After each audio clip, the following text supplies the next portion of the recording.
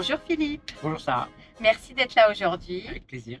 Donc parmi toutes les évolutions qu'on constate aujourd'hui, lesquelles sont les plus difficiles à appréhender par les entreprises et comment réagissent-elles concrètement, que ce soit sur le plan stratégique ou opérationnel? Alors, c'est un sujet d'actualité puisque en fait on avait un peu mis de côté les sujets de guerre Bien sûr. et que évidemment avec l'actualité en ce moment il y a c'est des nouveaux risques. Alors c'est bizarre de dire des nouveaux risques parce que c'est pas vraiment des nouveaux Bah oui, risques, mais des sujets qui remontent sur le dessus de la pile, je dirais. Et donc on a beaucoup de discussions actuellement avec nos clients sur tous les sujets de terrorisme, violence politique, risque de guerre. Alors c'est un sujet complexe parce que en termes d'assurance, on en a partout. On en a en dommages, on en a dans des contrats spécifiques, on en a en cargo, on en a en RC, en cyber, etc. partout.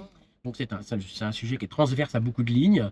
Les risques climatiques, alors ça je dirais que c'est pas vraiment nouveau, c'est des sujets qu'on a depuis aussi, dont on discute depuis longtemps, mais qui restent quand même des sujets à la fois très complexes et très d'actualité. Avec en plus les événements au Moyen-Orient, c'est encore plus d'actualité, ce sont tous les sujets de supply chain, d'approvisionnement, de carences fournisseurs, et donc de la nécessité pour les entreprises de fonctionner en continu et d'assurer et de sécuriser leur supply chain. Voilà. Et donc, quel rôle le marché de l'assurance doit-il jouer pour aider ses clients et les entreprises à mieux naviguer dans ce contexte? Il n'y a pas très longtemps, j'ai eu un client au téléphone qui nous a dit merci beaucoup, vous avez sauvé la boîte. Tu vois, donc ça, en fait, on s'en rend pas compte parce que c'est pas très sexy Oui, c'est l'assurance. du quotidien aussi. Voilà, Donc, on pilote pas d'avion et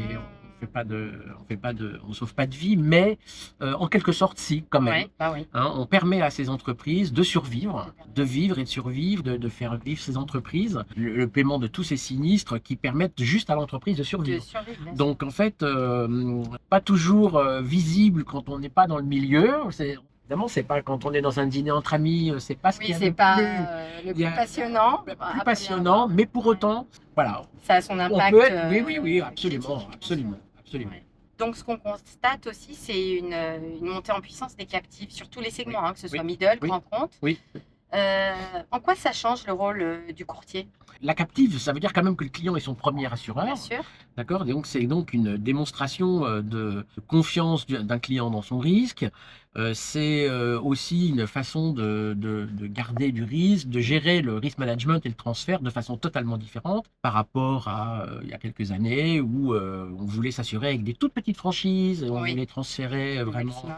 le maximum. Et aujourd'hui, on se rend bien compte que maintenant, on est beaucoup plus élaboré, beaucoup plus sophistiqué en stratégie de risk management. Mhm. Et donc, c'est une discussion qui est presque aussi importante que la négociation et le placement.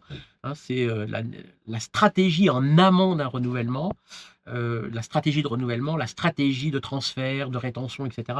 Ce sont des discussions qui sont aussi importantes que d'aller voir l'assureur et de négocier des conditions de renouvellement. Ça, c'est beaucoup plus que ça, en fait. Oui. Notre métier est beaucoup plus grand que ça. Donc, tu parlais justement des renouvellements Oui, et avec des montages de plus en plus sophistiqués, oui. complexes, qu'attendent clients et courtiers pour justement rendre les renouvellements beaucoup plus fluides et efficaces? Ah, ils attendent, je pense, qu'on les écoute, Bien sûr. qu'on comprenne leur stratégie, qu'on comprenne la situation dans laquelle ils sont et qu'on bâtisse des solutions en ayant écouté et compris leurs besoins. Selon toi, Philippe, où est-ce qu'il y a des gaps d'assurance aujourd'hui, des manques? Beaucoup dans tout ce qui est immatériel.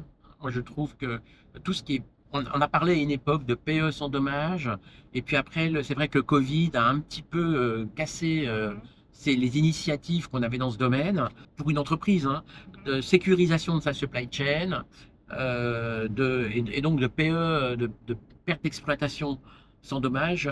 Moi, je parle toujours un peu peut-être avec mon angle dommage. Ça me semble être le point essentiel que je dirais. Ben, merci beaucoup, Philippe. Merci Sarah. Et puis au revoir à ma voisine, parce qu'on est voisins quand même avec Bah oui. Bisley. Merci beaucoup, Donc Philippe, pour voilà, cet échange. avec plaisir. Super. Merci.